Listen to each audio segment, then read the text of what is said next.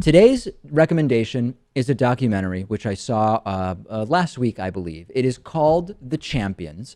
This is a fascinating documentary. It's basically four stories, Lewis. Number one, it's about Michael Vick's dogfighting ring. And there were many details that were not really discussed very much in the media about Michael Vick's involvement with that horrible dogfighting ring that he had in his house. Along those lines, the documentary also really exposes, not explicitly but implicitly, how insane that punishment that New England Patriots quarterback Tom Brady was assigned, 4 games, for it being more likely than not that he had some level of awareness that, generally speaking, the New England Patriots were inflating balls to the lowest degree possible.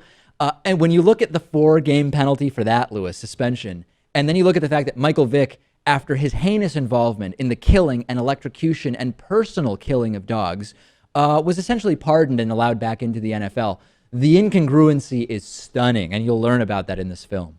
That is interesting. Yes, Michael Vick, of course, did serve a criminal sentence. Yes. But as I recall, yes, there really was no NFL penalty. The film also dispels myths about so-called pit bulls, which often are not really even pit bulls. It dispels a lot of the myths around the so-called danger of pit bulls, and it also addresses the conflict over whether the dogs that are recovered from dogfighting rings, like Michael Vick's, can be rehabilitated or whether they must be euthanized. And as a hint, many of the dogs in the film have been rehabilitated. Also, some information about breed-specific legislation.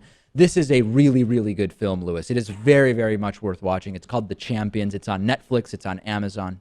Before I even saw that this was a recommendation that you were doing, I already had it on my queue, and I will be watching it shortly for sure. You can check out all of my recommendations at davidpakman.com/recommendations.